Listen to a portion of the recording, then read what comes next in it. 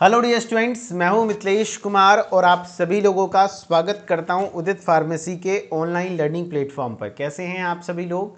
आशा करता हूं अच्छे होंगे, स्वस्थ होंगे और मस्त होंगे।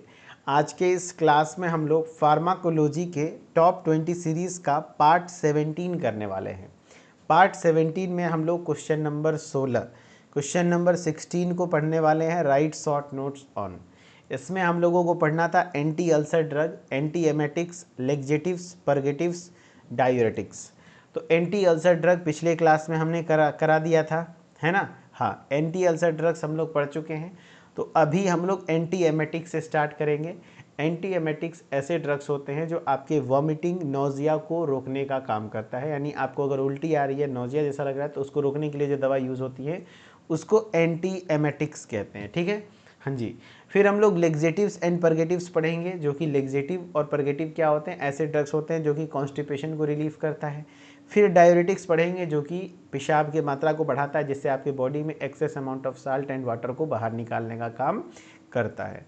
तो वन बाय वन चलिए हम लोग पढ़ते हैं। सबसे पहले हम लोग पढ़ेंगे एंटी एमेटिक्स, क्योंकि एंटी अल्सर पिछले क्लासेस में पढ़ लिए थे। जो आप अगर जो पार्ट 16 नहीं देखे हैं तो देखिएगा, उसमें हमने एंटी अल्सर ड्रग को बढ़िया से पढ़ाया था। करेक्ट।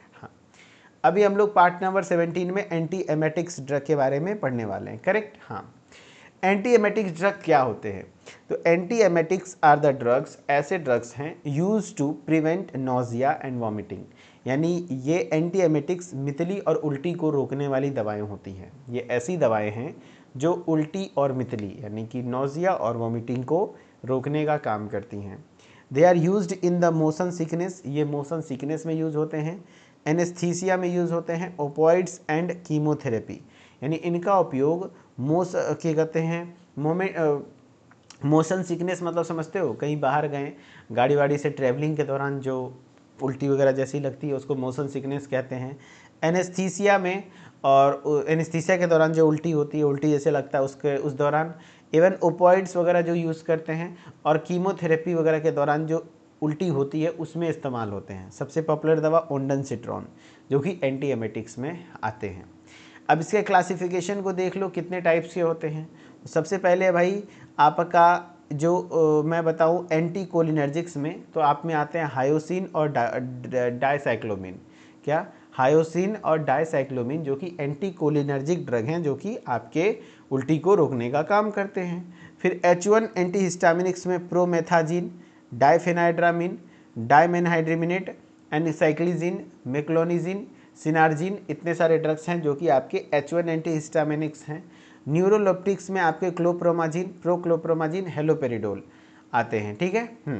फिर अब प्रोकाइनेटिक ड्रग्स में मीटोक्लोप्रामाइड, डोमपेरिडोन, सिस्प्राइड एंड मोसाप्राइड आते हैं।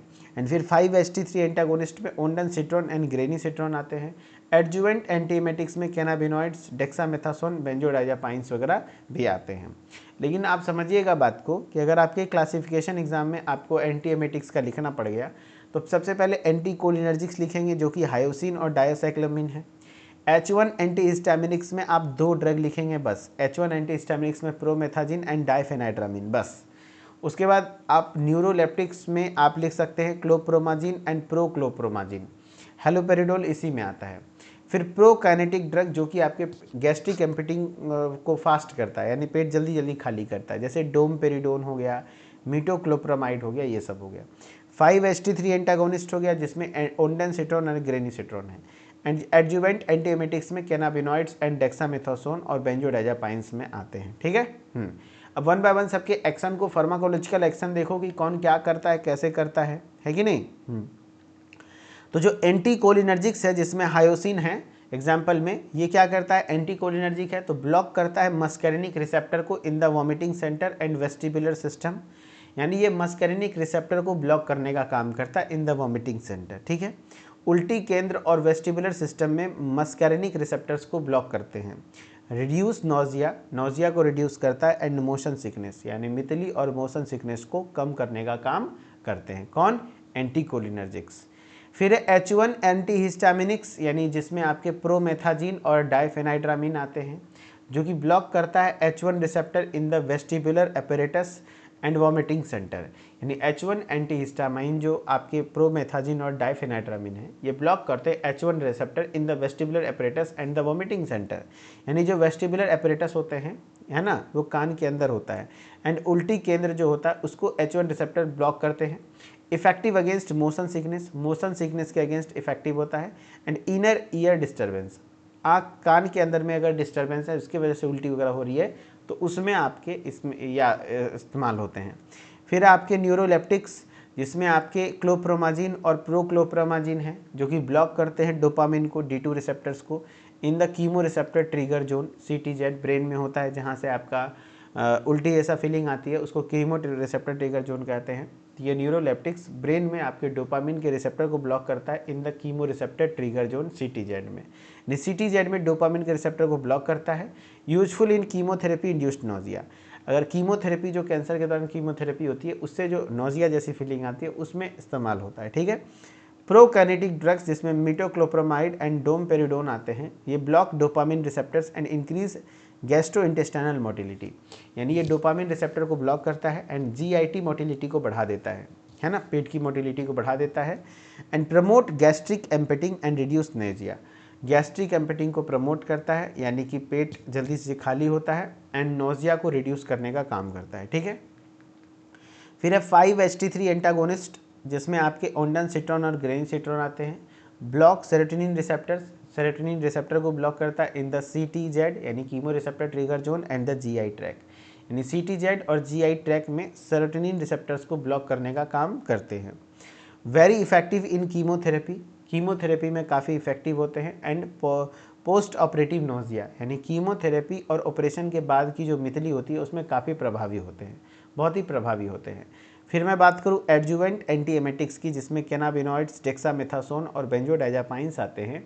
Act by various mechanism like anti inflammatories, anxiolytics and CNS modulation की तरह काम करते हैं। यानी ये एंटी इन्फ्लामेटरी, एंजायोलाइटिक यानी एंजाइटी वगैरह को कम करते हैं, एंड CNS मॉड्यूलेशन के द्वारा काम करते हैं। Used as adjuvant to enhance antiemetic effect, यानी एंटीएमेटिक प्रभाव बढ़ाने के लिए सहायक के रूप में, ये एक्चुअली सहायक के रूप में इस्तेमाल में लिए जाते हैं ताकि एंटीएमेटिक का इफेक्ट ज़्यादा बेहतर हो, ठीक है। तो एक बार चलो रिवीजन करते हैं, क्या होते हैं एंटीएमेटिक ड्रग्स, बोलो। तो एंटीएमेटिक ड्रग ऐसे ड्रग्स होते हैं जो प्रिवेंट करता है किसको, नोजिया एंड वॉमिटिंग को, किसको, प्रिवेंट नोजिया एंड वॉमिटिंग। ये किस चीज़ के ट्रीटमेंट में इस्तेमाल होता है, मोशन सिकनेस, एनेस्थीसिया के दौरान जो उल्टी होती है, ओपॉइड्स की वजह से जो, या तो कीमोथेरेपी की वजह से जो उल्टी होती है उसको रोकने के लिए इस्तेमाल होता है। इसमें अलग अलग क्लासिफिकेशन है, एंटीकोलिनर्जिक्स है, H1 एंटीहिस्टामिनिक्स है, न्यूरोलेप्टिक्स है, फिर प्रोकैनेटिक ड्रग है, 5-HT3 एंटागोनिस्ट है, एडजुवेंट एंटीएमेटिक्स है। इसमें अगर एक दो पॉइंट छूट भी जाएगा तो कोई दिक्कत वाली बात नहीं है, ऐसा नहीं सोचना है कि एक एक लाइन लिखेंगे तभी, जितना लिख पाओगे एग्जाम में लिखना। क्लासिफिकेशन में एंटीकोलिनर्जिक्स में आपके हायोसिन और डाइसाइक्लोमिन है। H1 एंटीहिस्टामिनिक्स में प्रोमेथाजिन और डाइफेनाइड्रामिन है। न्यूरोलेप्टिक्स में क्लोप्रोमाजिन और प्रोक्लोप्रोमाजिन है, हेलोपेरिडोल है। प्रोकैनेटिक ड्रग में मीटोक्लोप्रामाइड एंड डोमपेरिडोन आते हैं। 5-HT3 एंटागोनिस्ट में ओंडानसिट्रॉन एंड ग्रेनिसिट्रॉन आता है। एंड एडजुवेंट एंटीमेटिक्स में कैनाबिनॉइड्स एंड डेक्सामेथासोन आता है, ठीक है। फिर एंटीकोलिनर्जिक्स की मैंने बात की, ये मस्करिनिक रिसेप्टर को ब्लॉक करता है in the vomiting centre and vestibular system, जिससे आपकी नोजिया और मोशन सिकनेस को सही करने का काम करता है। H1 एंटीहिस्टामिनिक्स में ये क्या करता है, H1 रिसेप्टर को ब्लॉक करता है इन द वेस्टिबुलर एपरेटस और वॉमिटिंग सेंटर में, ठीक है। ये भी मोशन सिकनेस में काफ़ी असरदार होता है। न्यूरोलेप्टिक्स D2 रिसेप्टर ब्लॉकर होता है, यानी डोपामिन के रिसेप्टर को ब्लॉक करता है आपके ब्रेन में कीमो रिसेप्टर ट्रिगर जोन में, यानी आपके CTZ में डोपामिन के रिसेप्टर को ब्लॉक करता है, जिससे कीमोथेरेपी इंड्यूस्ड नोजिया मतलब जो ये खास करके वहाँ यूज़ होता है कीमोथेरेपी के दौरान जो नोजिया होती है, जी मितलाता, उसमें आपके ट्रीटमेंट में इस्तेमाल होता है। प्रोकैनेटिक ड्रग, जिसमें आपका मीटोक्लोप्रामाइड, डोमपेरिडोन आते हैं, ये आपकी गैस्ट्रिक मोटिलिटी को बढ़ाते हैं, GIT के मोटिलिटी यानी मूवमेंट बढ़ा देते हैं डोपामिन के रिसेप्टर को ब्लॉक करके, जिससे आपका गैस्ट्रिक इम्पिटिंग जल्दी हो जाता है, गैस्ट्रिक पेट का खाना जल्दी जल्दी इंटेस्टाइन में जाता है, ठीक है, और नोजिया को रिड्यूस करता है। 5-HT3 एंटागोनिस्ट क्या करता है, जैसे ओंडानसिट्रॉन और ग्रेनिसिट्रॉन, ये ब्लॉक करता है सेरोटोनिन रिसेप्टर्स, आपके ब्रेन में ये CTZ है ना, कीमो रिसेप्टर ट्रिगर जोन, यहीं से आपको उल्टी की वो फीलिंग आती है, तो इसको बुला के ब्लॉक कर देता है, एंड GI ट्रैक को, GI ट्रैक में, ठीक है, हाँ, जिससे कि वेरी इफेक्टिव है कीमोथेरेपी और पोस्ट ऑपरेटिव नोजिया में। एडजुवेंट एंटीएमेटिक्स में ये हेल्पफुल होते हैं, एमेटिक्स के साथ जो भी एंटी एमेटिक ड्रग होते हैं उनको हेल्प करता है कि हाँ भैया वो अच्छे से यूज़ हो पाए, ठीक है। अब कुछ क्वेश्चंस हैं जो कि एंटी एमेटिक से रिलेटेड हैं, आप इसके आंसर को करके दिखाएंगे, ओके।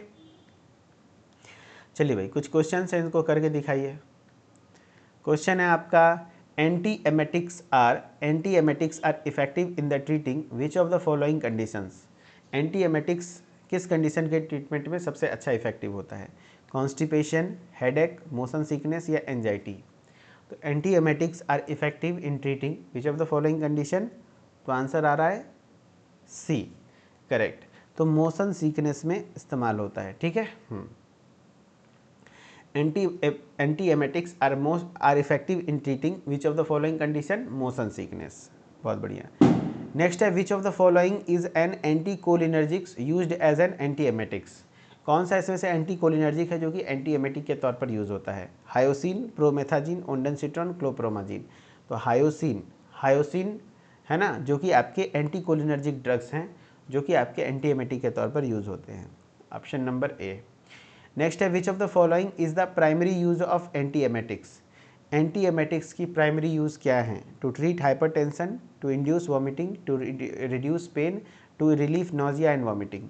तो which of the following is the primary use of anti emetics. तो एंटी एमेटिक्स के प्राइमरी यूज क्या क्या हैं?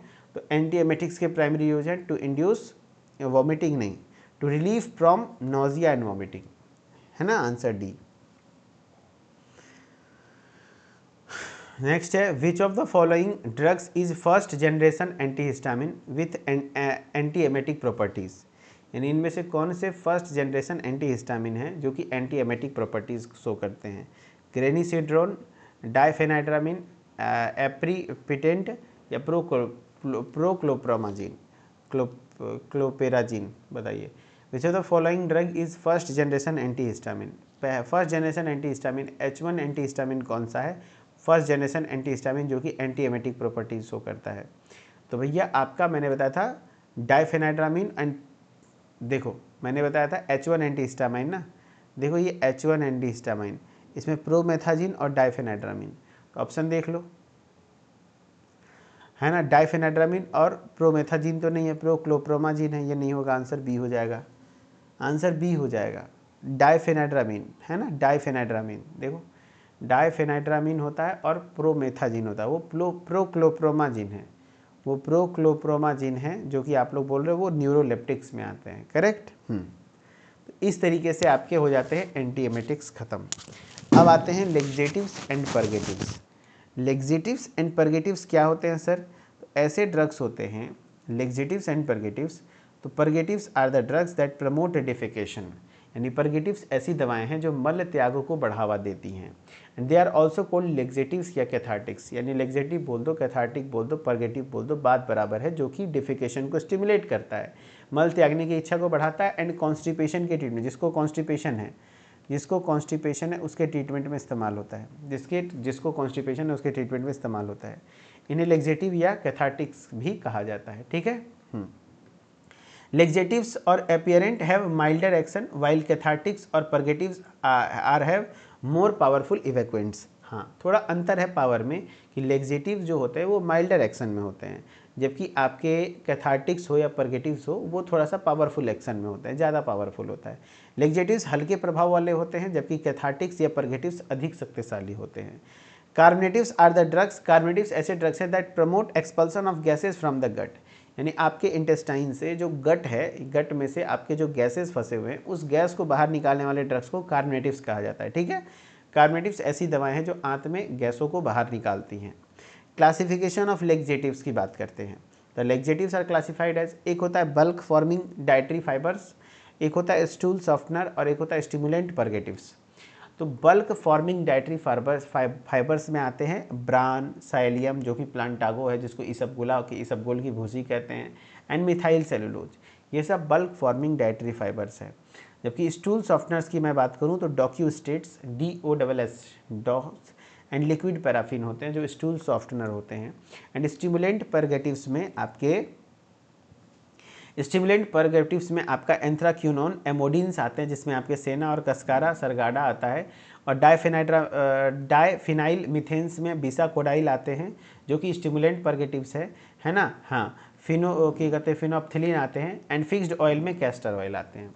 याद रखना, बल्क फॉर्मिंग डाइटरी फाइबर्स, जो बल्क फॉर्मिंग डाइटरी फाइबर्स होते हैं इसमें ब्रान, साइलियम और इसबगोला और मिथाइल सेलुलोज आते हैं, जबकि स्टूल सॉफ्टनर्स में डॉक्यूस्टेट्स एंड लिक्विड पैराफिन आता है, डॉक्यूस्टेट्स एंड लिक्विड पैराफिन आता है, ठीक है। स्टिमुलेंट परगेटिव्स में आपके एंथ्राक्यूनोन, एमोडिन्स में जैसे सेना और कस्कारा आते हैं, डायफेनाइल मिथेन्स में आपके बीसाकोडाइल एंड फिनोफ्थलीन आते हैं, करेक्ट। फिक्स्ड ऑयल में कैस्टर ऑयल आते हैं, ओके। अब बात करते हैं इसके और कुछ ऑस्मोटिव परगेटिव्स भी होते हैं, जिसमें magnesium salt, sulphate and hydroxide आते हैं। सोडियम साल्ट में sulphate and phosphate, sodium potassium tartrate वगैरह आते हैं, लेक्टुलोज वगैरह भी आता है। जैसे pharmacological actions of laxatives and purgatives को पढ़ो। मैं पहले फार्माकोलॉजिकल एक्शन को समझो क्या है नहीं है, क्लासिफिकेशन में समझना क्या है भाई, रटना है उसको, ठीक है। चलो, क्या बोल रहा हूं भाई, लेक्जेटिव्स की बात कर रहा हूं। देखो, बल्क फॉर्मिंग लेक्जेटिव्स एब्जॉर्ब्स वाटर, जो बल्क फॉर्मिंग लेक्जेटिव्स हैं वो वाटर को एब्जॉर्ब करते हैं एंड स्टूल की मात्रा को बढ़ा देते हैं, ठीक है, स्टूल को बल्की बना देते हैं। यानी बल्क फॉर्मिंग लेक्जेटिव्स जो होते हैं पानी को अवशोषित करके मल के आयतन को बढ़ाते हैं, मल ज़्यादा हो जाता है, ठीक है, फिसिस ज़्यादा हो जाता है। They stimulate peristalsis by stretching the intestinal wall, यानी ये आंत की दीवार को खींचकर पेरिस्टेल्सिस को उत्तेजित करते हैं, जैसे कि आपका बॉडी से बाहर निकलता है। They are gentle and safe for long term use, ये हल्के होते हैं और लंबे समय तक उपयोग के लिए सुरक्षित होते हैं।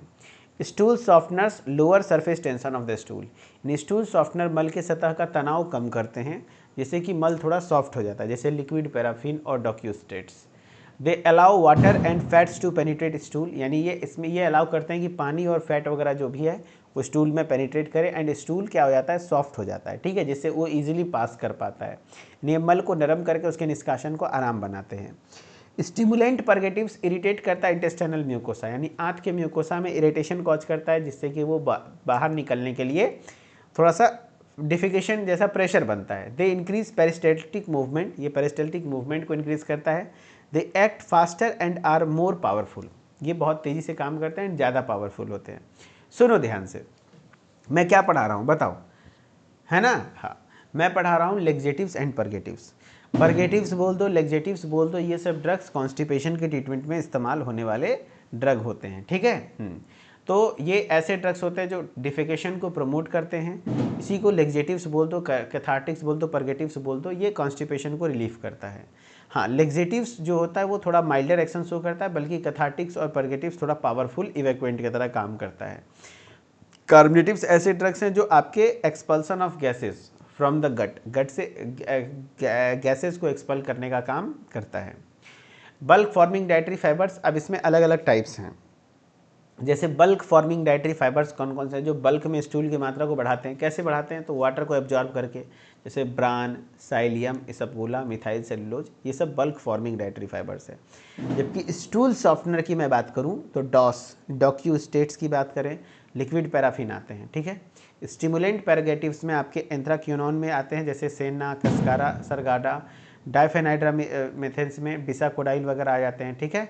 फिक्स्ड ऑयल में कैस्टर ऑयल वगैरह आ जाते हैं। एंड ऑस्मोटिक में आपके मैग्नीशियम साल्ट, जिसमें सल्फेट, हाइड्रोक्साइड आते हैं, सोडियम साल्ट वगैरह आ जाता है। जितना याद रहे, देखो जो जो याद रहेगा उसके लिए मैं बता देता हूँ, जो जो आपके एग्जाम के लिए इंपॉर्टेंट है। जैसे बल्क फॉर्मिंग डाइटरी फाइबर्स में ब्रान, साइलियम, है ना, हाँ, प्लांटागो बाटा, इसबगोला, ये सब पूछा जाता है, जो कि आपके प्लांटागो इसबगोल की भूसी आपने सुना होगा। स्टूल सॉफ्टनर्स कौन सा है, काफ़ी बार पूछा हुआ है, डॉक्यूस्टेट एंड लिक्विड पैराफिन, ये स्टूल सॉफ्टनर होता है ना। एंड स्टिमुलेंट परगेटिव्स में आपके सेना और कस्कारा, सरगादा वगैरह आते हैं। बीसाकोडाइल, डायफिनाइल मीथेन्स आते हैं, जो कि स्टिमुलेंट परगेटिव में आते हैं, ठीक है। अगर ये वाला पार्ट नहीं भी लिखोगे तो चलेगा, इतना भी लिख दोगे तो काम हो जाएगा, ठीक है। हाँ, ऑस्मोटिक परगेटिव्स में याद रख लेना, जो भी सल्फेट है, हाइड्रोक्साइड, मैग्नीशियम साल्ट वगैरह, जो लेक्टिलूज वगैरह होता है, वो ऑस्मोटिक परगेटिव्स में होते हैं, ठीक है। से कुछ क्वेश्चन करके देखो। हाँ, ये देखो, ऑस्मोटिक परगेटिव्स क्या करते हैं, draw water into the intestinal lumen, यानी वो वाटर को ऑस्मोटिक जो होते हैं परगेटिव से आंत में पानी को खींचते हैं। इंक्रीज स्टूल वॉल्यूम, जैसे स्टूल की वॉल्यूम बढ़ जाती है, लिक्विडिटी बढ़ जाती है। एंड फिर बबल इवैक्यूएशन यानी कि मल त्याग में सहायता करते हैं। जैसे कुछ क्वेश्चंस करके देखो। क्वेश्चन है भाई, senna and cascara sagrada belongs to which category of stimulant purgatives? बताइए। Diphenyl methanes, fixed oils, osmotic purgatives, anthraquinones. Senna and cascara sagrada belongs to which category of stimulant purgatives? तो जो senna और cascara है वो senna and cascara belongs to which category of stimulant purgatives? तो भाई आपको सेना हो या कस्कारा हो, सरगादा हो, किस प्रकार के? तो डायफेनाइड्रामीन्स है, फिक्स्ड ऑयल है, ऑस्मोटिक है या एंथ्राक्यूनोन्स है? ये आंसर हो जाएगा डी। देखो मैंने बताया था सेना आपके सेना, कस्कारा, एंथ्राक्यूनोन्स और एमोडिन्स में आते हैं, है ना। एंथ्राक्यूनोन्स और एमोडिन्स में आते हैं, ये एंथ्राक्यूनोन्स और एमोडिन्स में आते हैं सेना, करेक्ट। हाँ, तो ये सेना देखो एंथ्राक्यूनोन्स और एमोडिन्स में आते हैं। नेक्स्ट है, which of the following has milder action in promoting bubble movement? बताओ भाई, बबल के मूवमेंट में माइल्डर एक्शन किसका इफेक्ट होता है? Cathartic, purgatives, laxatives, enemas. Milder action, हल्का कम इफेक्ट लेग्जेटिव का होता है, लेग्जेटिव का होता है। Which of the following is example of A stool softener? Stool softener मैंने बताया था डॉस, डॉक्यूस्टेट्स और लिक्विड पैराफिन। लिक्विड पैराफिन दो ही होता है, पूछा जाता है। तो ये देखो डॉक्यूस्टेट सोडियम लिखा हुआ है, डॉस, है ना। बीसाकोडाइल वगैरह जो होता है ये आपके स्टिमुलेंट लेग्जेटिव हैं। और लेक्ट्यूलोज ऑस्मोटिक लेग्जेटिव होता है। लेक्ट्यूलोज भी इंपॉर्टेंट है, लेक्ट्यूलोज ऑस्मोटिक परगेटिव्स होता है, ठीक है। Which of the following is example of bulk forming dietary fibres? Bulk में ज़्यादा मात्रा में डाइटरी फाइबर्स है, पहली बात है फाइबर के फॉर्म में होता है और बल्क में आपके मात्रा बढ़ा देता है। बताओ, मतलब बल्क में कर देता है स्टूल के मात्रा को। सेना, साइलियम, बीसाकोडाइल, लेक्ट्यूलोज। तो इसमें से bulk forming dietary fibre laxatives में आपके क्या आ जाएंगे? तो आपके आंसर हो जाएंगे सेना, नहीं सेना नहीं होगा, साइलियम। यस, साइलियम जो होता है ये डाइटरी फाइबर है। देखो ये डाइटरी फाइबर है, ये जो साइलियम है ना, ये साइलियम, ब्लांटागो, ये सब डाइटरी फाइबर्स होते हैं जो कि बल्क फॉर्मिंग है, ठीक है। हाँ, साइलियम। चलो अब इसी में आपका अगला था डायूरेटिक्स, ठीक है। समझ में आया सब लोगों को? बताओ, आया समझ में? लेग्जेटिव्स, तो लेग्जेटिव्स में आपको इतने सारी चीज़ें पढ़नी थी, इसमें से जितना याद रह पाए, जितना रिवीजन कर पाओ उसको याद रख के एग्जाम में लिख पाना, ठीक है। ओके। बस एक डायूरेटिक्स पढ़ लो यार, एक क्वेश्चन भी नहीं कवर करोगे क्या? हाँ, मैं मानता हूँ क्वेश्चन नंबर 17 हम लोग अगले क्लास में पढ़ेंगे, लेकिन डायूरेटिक्स अभी पढ़ लो। क्या होता है डायूरेटिक्स? सर वेरी गुड, तो एक बार कमेंट में दिल बना दो, फिर मैं डायूरेटिक्स स्टार्ट करूँगा। एक बार सारे बच्चे कमेंट में दिल बना दो अगर जो आप लोग को अभी तक एंटी एमेटिक ड्रग समझ में आया है और लेग्जेटिव समझ में आया है। बहुत इजी है ना।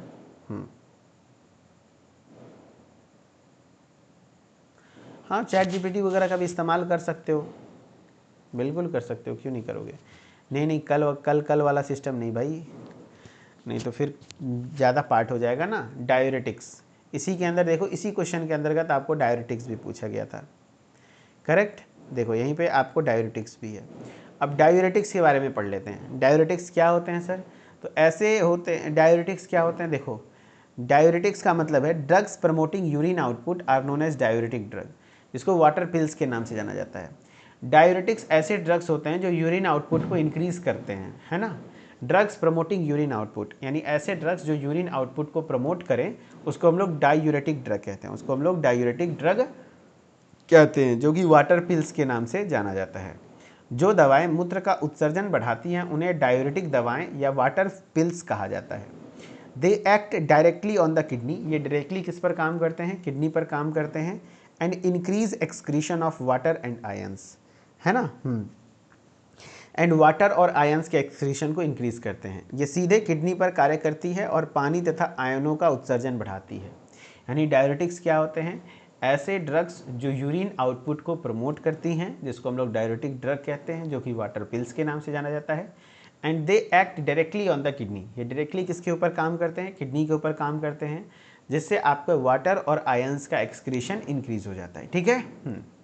फिर है they increase excretion of sodium, chloride and bicarbonates. जो भी आपके बॉडी में एक्सेस अमाउंट में सोडियम है, क्लोराइड है, बाइकार्बोनेट्स है, उसको भी बाहर निकालता है। यानी डायरेटिक्स ऐसे ड्रग्स ही होते हैं जो कि आपके बॉडी में एक्सेस अमाउंट ऑफ वाटर को बाहर निकालते हैं थ्रू यूरिन। ठीक है, इसीलिए उसको डायरेटिक ड्रग कहते हैं। जैसे एडिमा हो गया, किसी को पानी भर गए हैं तो उसको बाहर निकालना है तो डायरेटिक्स दवाएं दी जाती हैं। ये किडनी पर काम करता है और पानी को बाहर निकालता है, आयंस को भी, जैसे सोडियम, क्लोराइड, बाइकार्बोनेट वगैरह। They are used in the treatment of cardiac oedema and CHF वगैरह के ट्रीटमेंट में इस्तेमाल होता है। क्लासिफिकेशन ऑफ डायरेटिक्स में जैसे आपके हैं हाई एफिशिएंसी डायरेटिक्स, है ना। इतना डिटेल में डायरेटिक्स का क्लासिफिकेशन नहीं पढ़ना है, जो इजी वाला क्लासिफिकेशन है वो मैं बता देता हूँ। इतना डिटेल में नहीं पढ़ना, मैं जो बता रहा हूँ वो पढ़ो, है ना। इतना डिटेल वाला क्लासिफिकेशन ऐड कर दिया यार, अब इतना पढ़ोगे तब तो हो गया। आसान वाला मैंने पहले बता रखा है एंटी हाइपरटेंसिव्स में, बस वही डायरेटिक्स सफिशिएंट है। थोड़ा सा वेट करो, जस्ट मैं निकाल देता हूँ।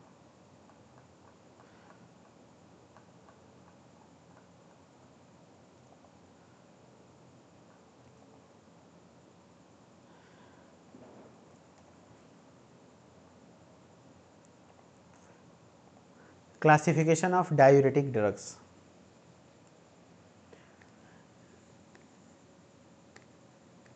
Classification of diuretic drugs. Classification of diuretic drugs. अरे यार, डायूरेटिक्स पगला गया है। मैं आसान क्लासिफिकेशन लगा देता हूँ, जो इजी क्लासिफिकेशन हो।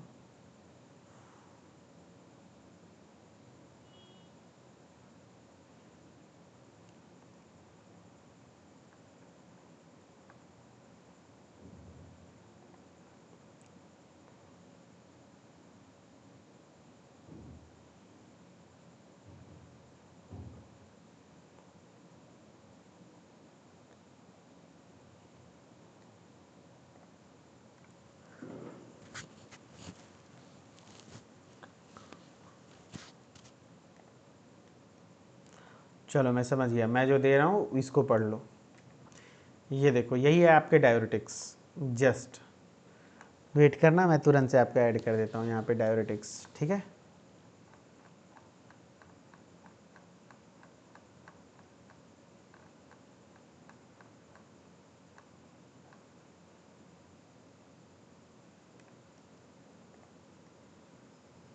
ये देखो डायूरेटिक्स। ठीक है, आप इसमें से सब कुछ हटा दो।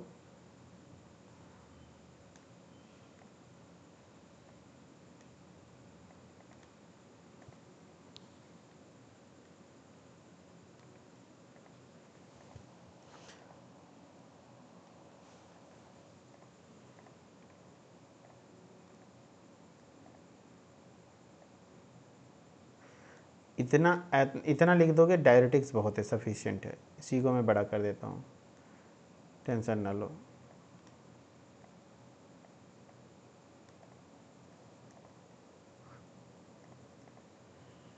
देखो, ये डायरेटिक्स के क्लासिफिकेशन में इतना लिख दोगे सफिशिएंट है। ठीक है, अगर डायरेटिक्स एग्जाम में आ जाएंगे लिखने के लिए तो आप इतना लिख दोगे तो सफिशिएंट हो जाएगा। ठीक है, अगर मैं डायरेटिक्स की बात करूं तो ये देखो, डायरेटिक्स की बात करता हूं तो इसमें थायाजाइड्स होते हैं, हाई सीलिंग डायरेटिक्स होते हैं, पोटेशियम स्प्रेइंग डायरेटिक्स होते हैं। थायाजाइड डायरेटिक्स क्या होते हैं, तो थायाजाइड्स में आपके हाइड्रोक्लोर थायाजाइड होते हैं, क्लोरथैलिडोन होता है, इंडापेमाइड आ जाते हैं। ठीक है, हाई सीलिंग डायरेटिक्स में जो लूप डायरेटिक्स कहलाता है, जिसको हम लोग फ्यूरेसेमाइड कहते हैं। पोटेशियम स्प्रेइंग डायरेटिक्स में स्पायरोलेक्टोन एंड एप्लीरेनॉन एंड एमाइलोराइड वगैरह आते हैं। ठीक है, यानी फार्माकोलॉजिकल एक्शन में बात करें डायरेटिक्स के तो इंक्रीज यूरिन आउटपुट, ये यूरिन आउटपुट को बढ़ाते हैं। Diuretics enhance the renal excretion of water and electrolytes, यानी ये आपके renal excretion of water and electrolytes को बढ़ाने का काम करते हैं। सोडियम, क्लोराइड, बाइकार्बोनेट्स को इंक्रीज करते हैं। Reducing fluid overload, fluid overload को कम करते हैं। यानी कि ये क्या करते हैं, डायरेटिक्स गुर्दे से पानी का और इलेक्ट्रोलाइट्स, सोडियम, क्लोराइड, बाइकार्बोनेट के उत्सर्जन को बढ़ाते हैं, जिससे शरीर में तरलता कम होती है। Reduced blood pressure by lowering plasma volume, ये प्लाज्मा वॉल्यूम को लोअर करके, and they decrease cardiac output को डिक्रीज करते हैं।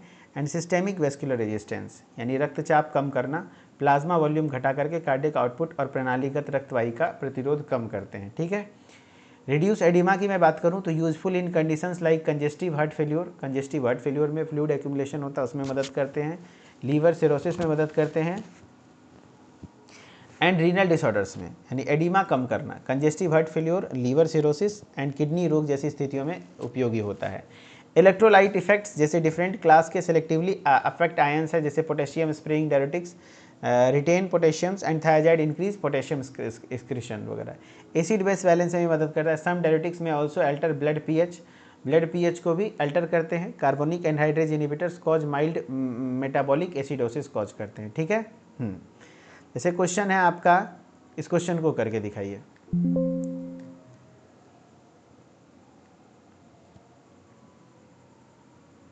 इस क्वेश्चन को करके दिखाइए। Which diuretic is potassium sparing, इसमें से कौन सा पोटेशियम स्प्रेइंग डायरेटिक है? Which diuretic is potassium sparing? Furosemide, bumetanide, spironolactone, mannitol. तो कौन सा डायरेटिक है जो पोटेशियम स्प्रेइंग है? तो पोटेशियम स्प्रेइंग में स्पाइरोलेक्टॉन आते हैं, स्पाइरोलेक्टॉन, आंसर सी। कौन सा डायरेटिक है जो पोटेशियम स्प्रेइंग है? तो स्पाइरोलेक्टॉन आते हैं, answer C. Which of the following is an osmotic diuretic, इसमें से ऑस्मोटिक डायरेटिक कौन सा है सर? तो ऑस्मोटिक डायरेटिक में स्पाइरोलेक्टॉन, मेनिनटॉल, इंडापेमाइड एंड क्लोरथेलिडोन। तो ऑस्मोटिक में आपका हो जाएगा मेनिनटॉल। ऑस्मोटिक डायरेटिक्स में मेनिनटॉल आते हैं। What are diuretics? Drugs that increase blood pressure, क्या ब्लड प्रेशर को बढ़ाने वाले होते हैं? नहीं।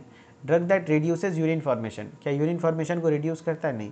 Drug that increases urine output, yes, ऐसे ड्रग्स जो कि यूरिन आउटपुट को बढ़ाने का काम करते हैं। करेक्ट, हाँ। Drugs mainly act on which organ of the body, drugs diuretics mainly किस ऑर्गन पर काम करता है? Heart, liver, lung, kidney. तो diuretics mainly act on which organ of the body? तो आपके किडनी पर एक्ट करते हैं। ठीक है। चलिए गाइस, तो फाइनली आपका यहाँ पे होता है topic finish. Thank you so much. Mithileshwar official से जुड़े रहिए ताकि हर एक अपडेट आपको मिलता रहे, एंड इसी तरीके से पढ़ते रहिए। ओके, चलिए ठीक है। Okay, thank you so much. ठीक है, ओके, थैंक यू।